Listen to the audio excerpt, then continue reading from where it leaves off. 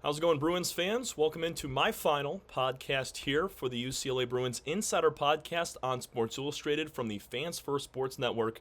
My name is Tom Cavanaugh. You can follow me at TCav30 on Twitter/X, and also follow our insider pages at UCLA Insider on SI, both on Twitter/X and over on Facebook. Been covering the team since October, started this podcast up in November, was able to cover so many different sports for you guys on a daily basis, and today we're just going to recap from my personal perspective, a few of the top moments that I got to cover with UCLA athletics. There's some really good ones in there. This was a very up and down season when it comes to all of the teams at UCLA, and there were some rough patches, and there's some great moments from every single season. So we're going to break down 4 different memorable moments coming from 4 different sports, and I just had a blast being able to cover this team. Not from the area, don't have a lot of experience with the state of California very much, especially down there in SoCal, but it was so great to just kind of dive into it, learn what the UCLA culture is like, learn about the history and some of the alumni, while also following some pretty darn good teams with some incredible talent. We're going to get into it right now, and we'll start with the UCLA football team. A 5-7 season last year was not their best year, but they did have one little highlight win in there that was actually, I shouldn't say little, it was a big win for head coach Sean Foster and for this program, but it was an upset victory. They got it home on homecoming, taking down the Iowa Hawkeyes 20-17. Mateen Bagani with the game-winning go-ahead field goal with about 4 minutes to play in the game, but this was just an awesome game on both sides of the ball, and not what UCLA usually did last year. Last year, UCLA was a passing team. Their running game was dreadful. But TJ Harden blew up. I mean, he had himself one heck of a game. 125 rushing yards on 20 carries. And that was against Caleb Johnson, who was the best running back in the Big Ten last year, being held to 49 yards and 1 touchdown on 18 carries. That was where the game was won. UCLA did a phenomenal job of using their awesome run-stopping defense to take care of Johnson, and then Harden returned the favor, his best game as a Bruin last year. And then Logan Loya, he had the standout day, receiving the ball, 94 yards and a touchdown on 5 receptions, and Ethan Garbers with a pair of touchdowns and a pair of picks with 203 yards. Not Garbers' best day, but TJ Harden still picked it up. And I remember after that game finished, it was Sean Foster carrying that game ball off the field because it meant so much to him.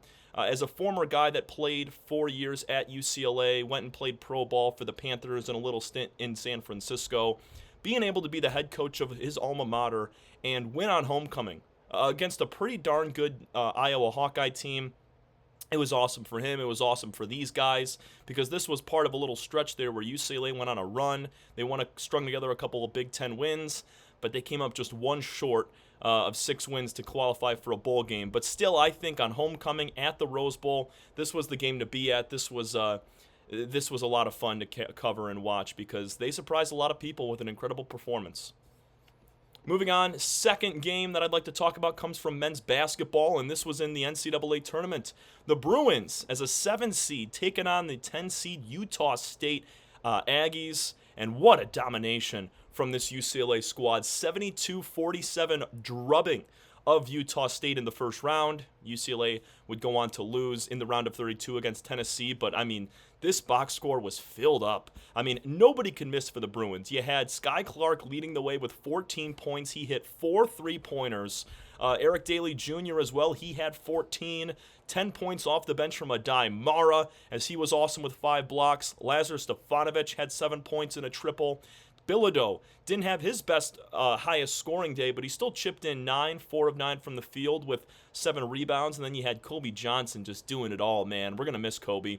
8 points, 8 rebounds, 1 offensive rebound, 4 assists, 2 blocks. I mean, that was just his stat line on a daily basis for this Bruin team. Kobe was a jack of all trades, and this was a really fun game to watch. Dylan Andrews had 8 points as well. William Kyle with 2 off the bench.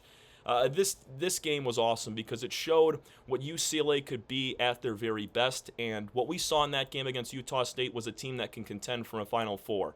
And you bring back some of the really key pieces that shined in that game for this year, this upcoming season, and then you add a couple of those transfer guys that we had seen.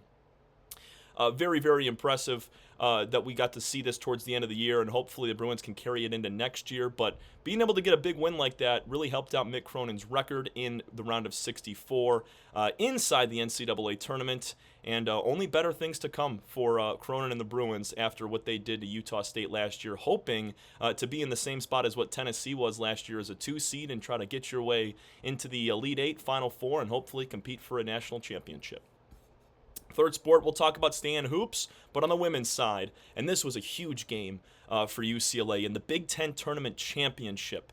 After losing 2 games all regular season, and they only lost to one opponent, bitter rival USC, just the thorn in the Bruins' side. Head coach Corey Close, Lauren Betts, Kiki Rice, all those girls. They just could not get over the hump against Juju Watkins and the Trojans. It was 2 losses in the regular season. They meet for a third time in the Big Ten championship game. And what do the Bruins do? A 72-67 win. USC took the regular season Big Ten championship. UCLA exacted revenge and got the tournament title. You had Lauren Betts leading the way with 17 points. You had 3 different scorers in double figures. London Jones and Kiki Rice with 13 apiece. Remember Angela Dugalich, she had 8 as well. Coming off the bench, Tamaya Gardner with 9. Tamaya Gardner with 9 and Janiyah Barker with 6. Those are 2 names that I got screwed up all year long. But this team was incredible, man. Won over 35 games. They set the program record. Head coach Corey Close leading her team to the first ever Final Four in program history, and being able to trump Juju Watkins, who had 30 points in the game, and being able to get over the hump against a really good Trojan squad. Yeah, this was one for the books for the Bruins, because they didn't leave the Big Ten empty-handed in their first season. They still came out with cutting down the nets and were an automatic bid and earned themselves, I think, this win right here. This earned them a 1 seed, because USC, they earned a 2 seed in the tournament. And I think because UCLA took them down in the conference tournament championship, I should say, that put them over and gave them the 1 seed. Ultimately, UCLA lost in the Final Four to UConn, but I still think that this game, showed some grit from this squad, and hopefully next year the Crosstown Showdown belongs in the favor of the Bruins.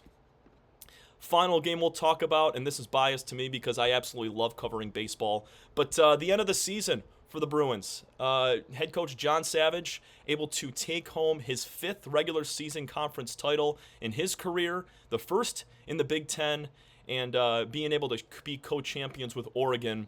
UCLA coming into the final little stretch of the year, the final 3-game conference series.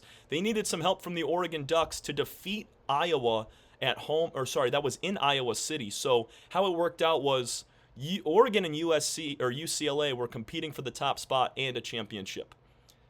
UCLA needed to beat Northwestern. They won 2 out of 3 in that series, but then you also had Oregon, who needed to win 2 out of 3 and potentially sweep Iowa to kick the Hawkeyes down to 2nd or 3rd place and out of contention. That's exactly what happened. The Ducks went on the road. They swept Iowa, and in turn, UCLA finished 22-8, and so did the Ducks. So it was really cool following the end of that year where there were so many different scenarios. This happened just a couple of weeks ago. But so many different scenarios that could have occurred, either having Iowa win it, Oregon, UCLA being sole winners of the conference. But it turned out that both teams at 22-8, Oregon and UCLA, were able to capture it. And in their first seasons in the new conference, they own it, and they take home the Big Ten regular season title. It was an amazing year for Rock Chalowski. He was named Big Ten Player of the Year and Defensive Player of the Year. Mulivai Lavu, the first baseman who's a sophomore, he was awesome as well, over 60 RBIs. Roman Martin had some big swings as well, another really key sophomore infielder. Dean West out in left field, he was awesome. Michael Barnett led the Big Ten in wins. I think he was 11-1, maybe 11-2 after the Big Ten championship. But yeah, this team was awesome. 8 of their 9 position players that were starters were all sophomores, and they're going to return pretty much the entire team next year. I cannot wait to see UCLA compete against Oregon and other teams again in the Big Ten and see where this program starts to move to after a really poor year in 2024. They went 19-33 last year, and they've bounced back like nobody's business, and they're headed. They actually play later today, 4 p.m. Eastern, 1 p.m. Pacific. They'll be taking on Fresno State at Jackie Robinson Stadium in Game 1 of the Los Angeles Regional in the NCAA Tournament. That's going to do it for us here on the UCLA Bruins Insider Podcast for the final time. Tom Cavanaugh saying so long. Thanks so much, everybody, for tuning in. If you listen every day, if you listen to about 5 seconds, if you read any of my stories covering this team, I want to appreciate every single one of you. And hopefully down the road someday I'm able to contribute more to UCLA and follow this Bruins squad once again, because all these programs are so special. They all had incredible success this year, and I just wish them all the best of luck. And thanks, everybody, for tuning in on a daily basis or just once in a while to catch me talking about some Bruins sports. That's going to do it for us here. Thanks so much, everybody. We will see you again soon. Thank you.